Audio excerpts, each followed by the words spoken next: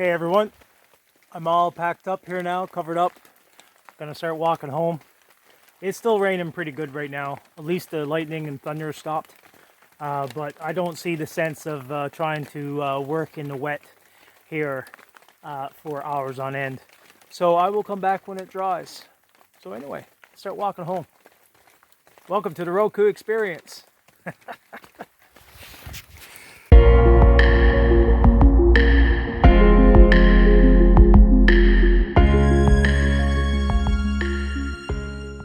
Hey everyone, this is Lock Outdoors and welcome to my camp. I got a great show planned for you this week. I got some things I got to get done, and I also got a build challenge. I was given a build challenge over the week by one of my subscribers, and I have taken up the mantle and see if I can do it. So we are going to build an outdoor cellar. That's right. It just so happens I know how to build one. So stay tuned and welcome to the Roku experience. Okay, so this is my shelter. It's a standard dual tripod with a ridge pole going across the top with a tarp going down over. Very simple build, very secure. Now, the only issue is this tarp is just free floating with weight staked down on it's all staked down on the bottom, okay? The thing is, in the snow season, which is only a few months away from here, from where I am, all this will collapse in on itself, and I need to secure that. So I'm going to start doing that now. Also, the other problem that I have is, as you can see, when the wind blows, the pressure inside the tent increases, and that causes everything to balloon up. And with my fireplace on the inside, that causes a problem because that sucks all the air back through the flue and into the tent. So it'll smoke out my tent. So I need to fix this. So let's get chopping.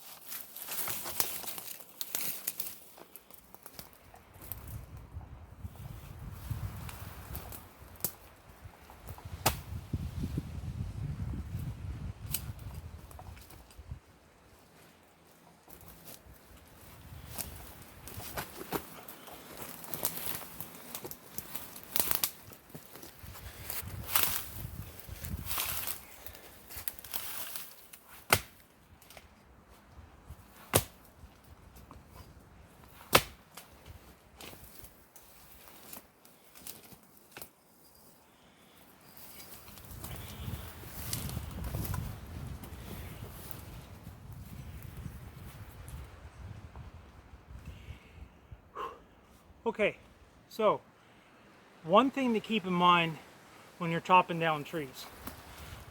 Some people think it's a good idea just to cut down whatever's around to use.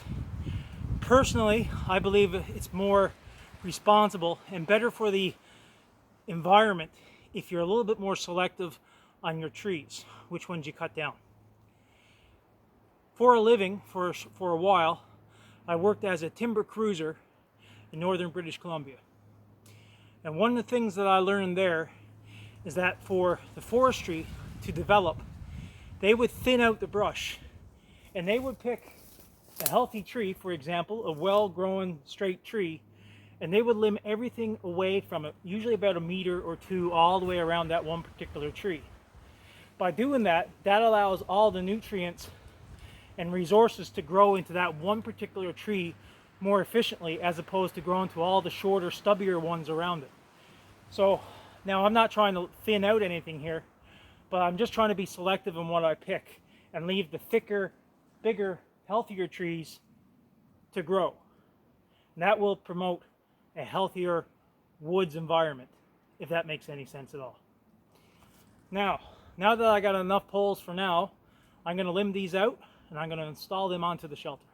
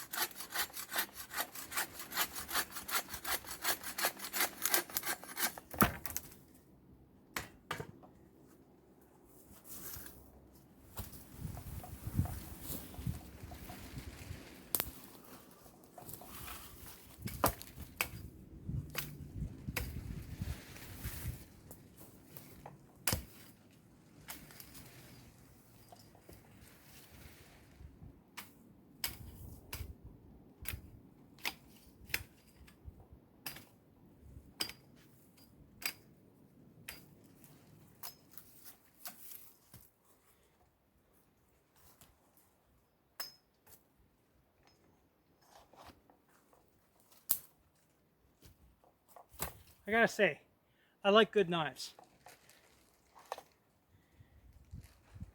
This Remington knife, a Canadian Tire's $50 special. I'm telling you, it's a good knife. Good for this stuff. As you can see, as the air blows and the wind blows, the pressure inside the tent increases because the pressure outside gets less. So that causes everything to swell up. That's bad. That means air is getting drawn into the tent, which I don't want. So I am going to be reinforcing this now with those poles that I just made by laying them across the top. This will also have an added benefit of during the winter time, as the snow builds, it will build up against the ridgepole and not just on the tarp, and it won't cause the tarp to collapse. That's what I'm thinking. Let's check it out.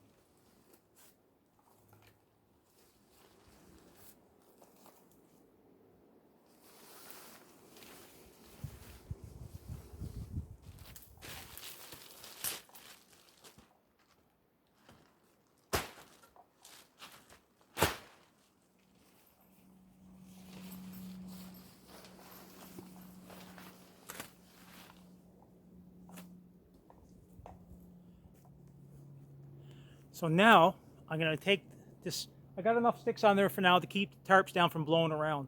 Over time, I'm going to continue filling that right in so that's completely a complete roof of logs on an angle. That's the plan. But right now, it's enough to keep the tarp in place and to stop it from bellowing all over the place and making a racket when I'm trying to sleep. Now, I'm going to take the boughs that I cut off and I'm going to make my bed a little bit more softer for a nicer sleep.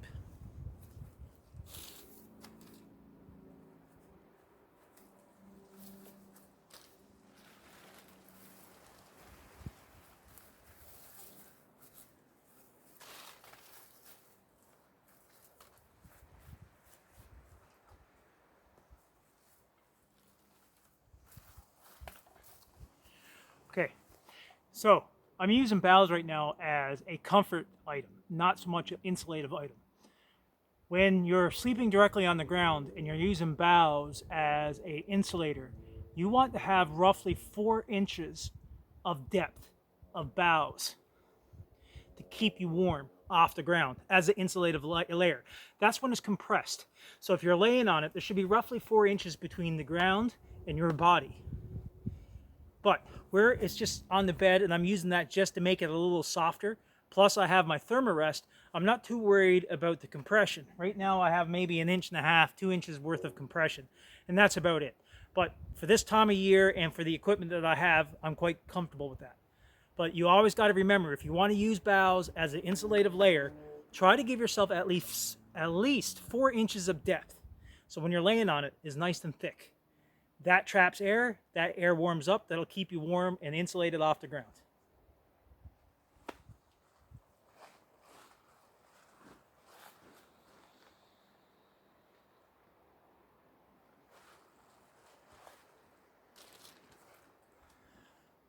That's already a lot more comfortable than the last time I was here. So originally I was going to put my fire pit on this side of the shelter, but I decided to go to the far end, which I may change. That's why I built this little frame here originally, was to accommodate the fireplace when I put it in. But right now I'm not using it for anything, but I'm going to leave it there just as an additional frame, something that I can use to build off later.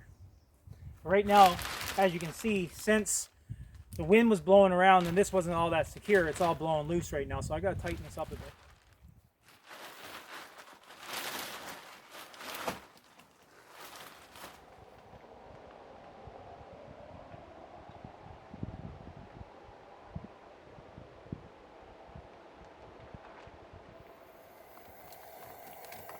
So right now I got my Coleman stove, I got a pot of water boiling, I have a kettle of water boiling, and I got my lantern and all that going as well. Now, it's good practice to, when you get to a location, to get water ready, drinkable water. So usually what I do, I always boil up a big pot of water, and once it's boiled, that's what I'll be using for drinking water after my original water that I brought down is gone. Also, it becomes something that I can use for cooking or cleaning. The kettle water is exactly that. It's for hot beverages or whatever, and I'll keep that nice and hot and always available. One of the benefits of also boiling water, and a lot of people don't really realize this, is you boil the water in a big container or a big vessel like this. You put that pot, hang that pot up in your tent or in your shelter. That water will generate heat for a while. It stores heat as it boils. So it'll also add an extra layer of warmth to your shelter if you have bottled or boiled water in a container just sitting there. And as it cools, but it radiates heat for a while. It stores energy, and it makes your shelter quite comfortable.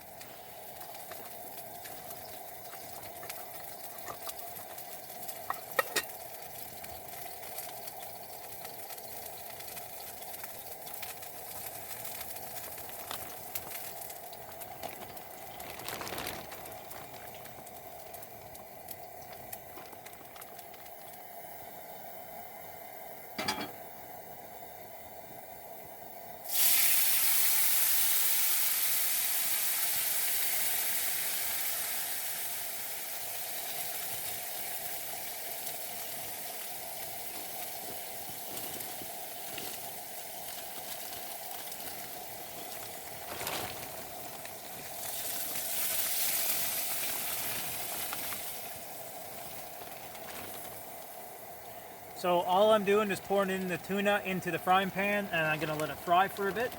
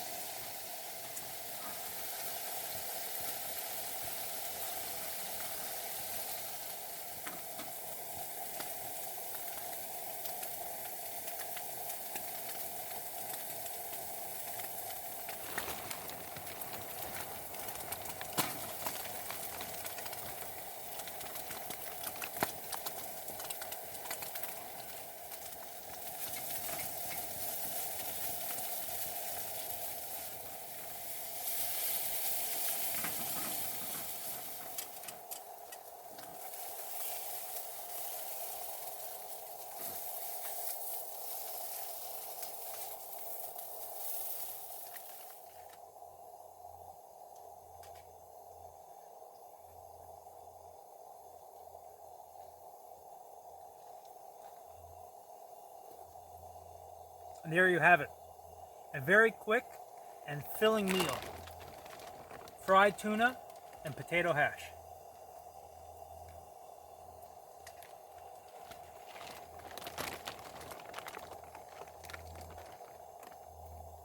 It's pretty good.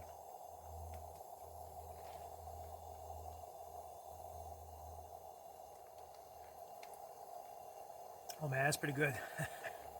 I haven't eaten all day, so my rubber boot would be pretty tasty too right about now if I didn't have this.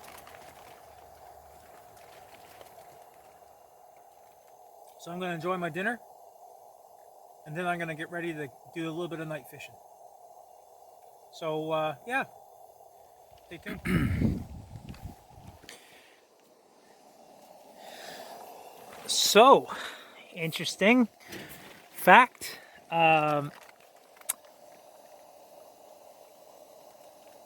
It's starting to rain. I should have known better here in Newfoundland that it always rains on Labor Day weekend. That and May 2-4. So do I fish in the rain? Or do I just hunker down for the night? That's the question.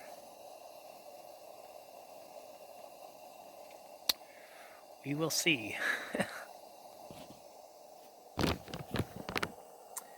So yeah, here I am. I'm settling down for the night now. Unfortunately, I never got to go fishing, which was a little unfortunate. So yeah, so I'm just sitting back enjoying the solitude, actually. Very comfortable in here now. There's a good airflow on the bottom. I never brought my sleeping bag in this time. I only brought in my fleece bag. I found the last couple of times I've been here, but the sleeping bag has been way too warm. So tonight I'm hoping it's a little bit different. But yeah, you can hear the rain splatting on occasion here now when the wind blows. It comes off the trees. So yeah, but it's very dry in here, very comfortable, very warm. So I'm very happy with what's going on. There's all my kit all hung off the ground. Newfoundland work boots right there. Some pair of Dunlops. And yeah, so everything is good. All my food, all my stuff, pantry is hanging off the ground over there. All my pots are hung up. So everything is completely off the ground here now. And yeah, everything's very comfortable. So I'm going to sit back. I was going to read, but I realized I never took my book with me. So now what am I going to do? Oh well.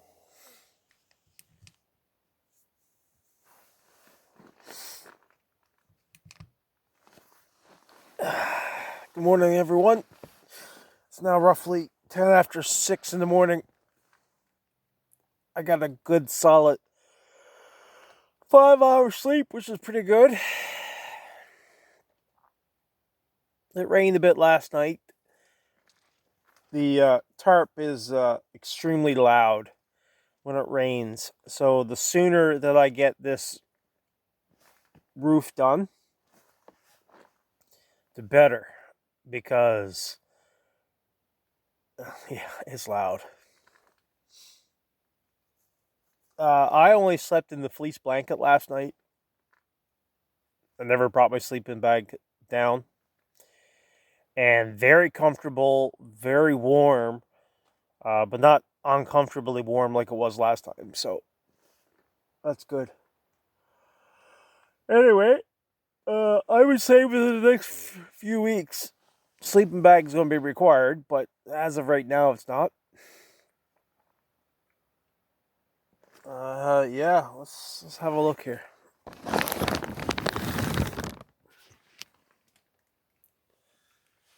So the light's just starting to come through out there now. The camera's not picking it up enough, but it's enough light in here for me to read if I needed to.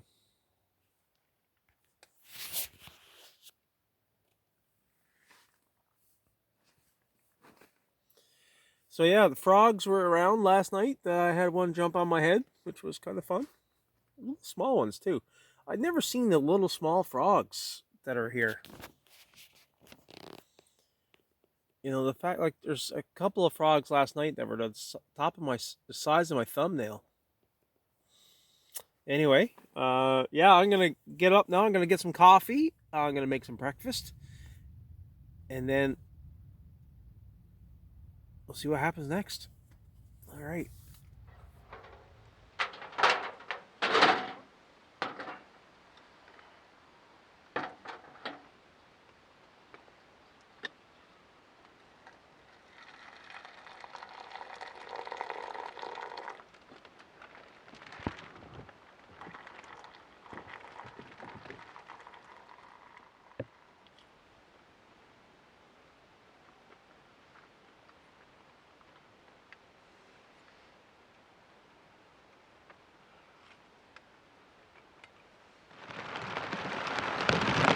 So I don't know if you can hear this, but it is now torrential rain, and unfortunately, it's also a lightning storm. Thunder and lightning, not what I wanted at all. This was not in the forecast.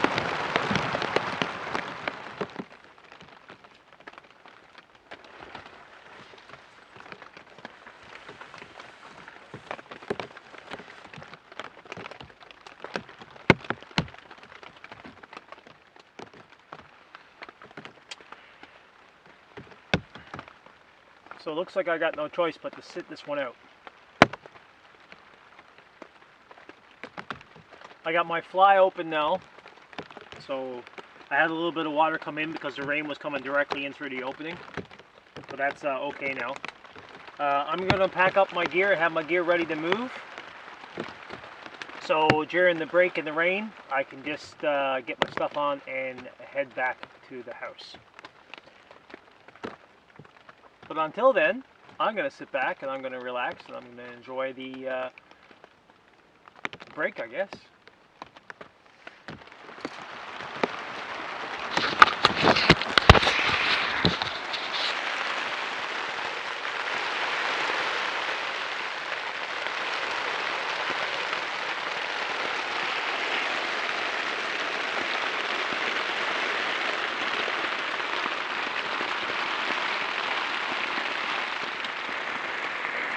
So I knew that the one design flaw in this would be the tripods, the posts up on top there. That one there, not so much, but this one here more so. But this is a good test now. I just got to remember to build some sort of cap that goes over the top that stops the rain from just pouring down. It connects on the logs, and it drips down the logs. So because my log, for example, my thermarest is underneath the log, is dripping onto my thermarest.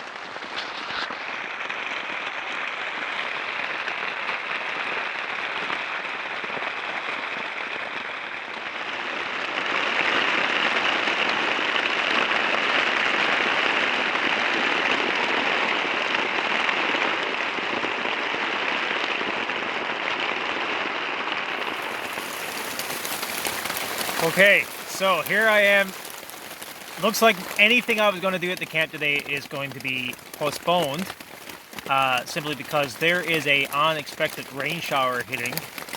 Not just a rain shower, but thunder and lightning, which I heard some thunder a little earlier. I thought it was the local airport, but unfortunately it is thunder and lightning. So I gotta try and secure my camp now. And yeah, I'm gonna have to hunker this thing out.